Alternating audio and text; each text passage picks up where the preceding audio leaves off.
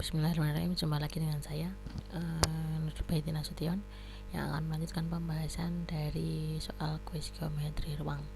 Jadi video ini adalah video ketiga yang akan membahas salah satu kuis, paket kuis yang sudah saya upload di Quizizz. Bagi Anda yang belum mengikuti kuis, dapat mengaksesnya melalui link pada kolom description. Dan bagi yang ingin melihat pembahasan untuk soal nomor 1 sampai nomor 11, silahkan melihat video dengan judul yang sama tetapi nomor 1 dan bagian pertama dan juga bagian kedua. Oke, di sini adalah video terakhir, akan membahas soal nomor 12 hingga nomor 15. Jadi soal nomor 12 kita diketahui kubus ABCDEFGH dengan rusuk 6. Titik P merupakan perpotongan diagonal EG dan HF. Titik Q merupakan perpotongan antara perpanjangan rusuk CG dan garis AP. Yang ditanyakan adalah jarak A ke titik Q. Kita lihat dulu gambarnya seperti apa. Nah, seperti ini. Jadi P merupakan perpotongan dari HF dan EG. Kemudian sisi rusuk CG kita perpanjang sampai ke atas, dan AP, garis AP kita hubungkan.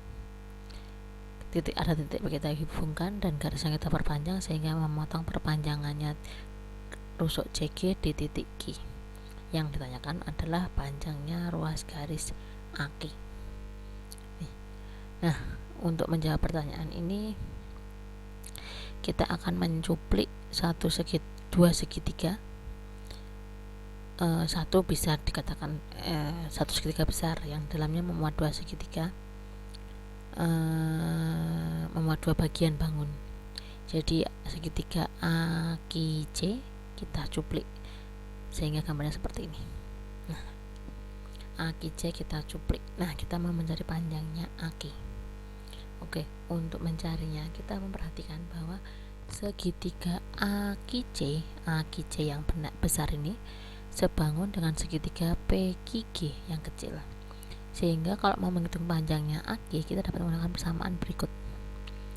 Jadi sisi yang bersesuaian yaitu AK dengan PQ per PQ sama dengan AC per PQ seperti ini. Nah, sehingga kalau begitu, kalau mau mencari AK, kita harus tahu panjangnya AC, panjangnya PQ, dan juga panjangnya PQ. AC mudah karena tadi sudah diketahui kalau AC itu di diagonal sisi, berarti panjangnya 6/2. Sementara PG itu adalah setengah dari diagonal sisi, berarti dia panjangnya 3/2. Selanjutnya yang belum kita ketahui adalah panjang dari PQ.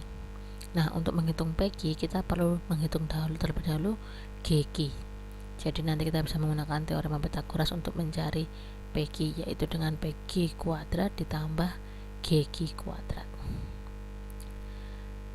Nah, untuk mencari GQ kita manfaatkan kesebangunan dua segitiga tadi. GQ per CQ itu sama dengan PG per AC. Padahal PG per AC 3/2 per 6/2 berarti kan setengah. Berarti kalau gitu GQ per CQ itu sama dengan setengah. Artinya CQ itu 2 kalinya GQ. Setelah tahu kalau CQ 2 kalinya GQ, kita harusnya bisa menebak bahwa kita tahu bahwa CG ditambah GQ itu kan CQ. Padahal CQ tadi 2 kalinya GQ. Akibatnya padahal CG itu 6. Sebentar begini.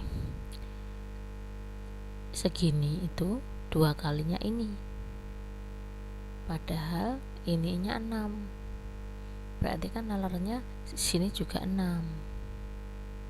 Nah, jadi QG atau GQ itu juga 6 cm. Setelah tahu kalau GQ itu 6, untuk mencari PQ kita bisa menggunakan teorema Pythagoras, yaitu PG kuadrat ditambah GQ kuadrat sehingga diperoleh 3/6. Jadi PQ itu panjangnya 3/6. Setelah memperoleh PQ, kita bisa gunakan persamaan 1 untuk mencari AQ, sehingga diperoleh AQ per 3 akar 6 sama aja 6 akar 2 per 3 akar 2. Akibatnya AQ itu adalah panjangnya 6 akar 6. Jadi masih memakai kesebangunan dan juga teorema Pythagoras. Oke, lanjut soal nomor 13. Kita punya kubus ABCDEFGA dengan rusuk 6 cm. Titik P terletak pada perpanjangan BF sehingga FP 3 cm. Berarti seperti ini. Titik Q merupakan perpotongan antara AP dan EF. Nah, ini titik Q di sini tanya. Yang ditanyakan adalah jarak D ke Q. D ke Q ya. Berarti garis yang berwarna biru. Oke, seperti biasa kalau mau mencari jarak antara dua titik, kita berusaha mencari segitiga siku-siku yang memuat kedua titik tersebut, yaitu dalam hal ini kita bisa bahwa segitiga yang dimaksud adalah segitiga DAQ. Nah, segitiga DAQ ini siku-siku di A, sehingga DQ merupakan sisi miringnya. Berarti kalau mau mencari DQ, kita harus mencari AQ terlebih dahulu. Lah, AQ kita kan belum tahu posisinya Q itu di mananya F. Apa di tengah-tengah, apa di seperempatan, apa di sepertigaan, kita nggak tahu. Maka untuk mencari tahu tepatnya panjangnya EQ berapa, kita harus menggunakan kesebangunan lagi. Nah, perhatikan bahwa segitiga AEQ itu sebangun dengan segitiga PFQ. Artinya berlaku kalau AQ per PQ itu sama aja dengan EQ per QF, sama aja dengan AE per FP. Nah, yang sudah kita ketahui hanyalah panjangnya AE dan FP. AE 6, FP 3. Jadi suku yang terakhir ini kita sudah mengetahui berapa? 6 per 3.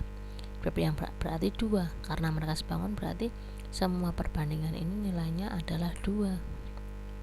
Dengan demikian berarti kita tahu kalau EQ itu 2 kalinya FQ. Jadi segini itu 2 kalinya ini. Artinya Q ini letaknya pas di sepertigaan. Ini segini itu sepertiga. Kalau gitu FQ itu sepertiganya 6, yaitu 2. Nah, setelah tahu FQ-nya 2, berarti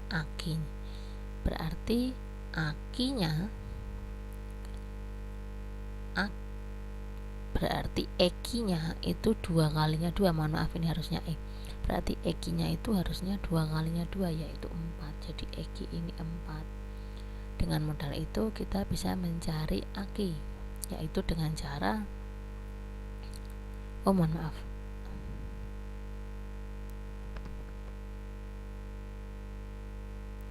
Jadi tadi kita sudah memperoleh nilai EQ itu sama dengan 4, sehingga kita bisa menggunakannya untuk mencari AQ, yaitu ketemunya nanti 2 akar 13. Sebentar. AQ ini seharusnya EQ. Nah, AQ-nya ketemunya 2 akar 13. Setelah ketemu AQ, kita bisa menggunakannya untuk mencari DQ, yaitu dengan Pythagoras antara AQ dengan AD. Sehingga kita peroleh 2 akar 11. Mohon maaf, ini yang bawah seharusnya tidak ditulis.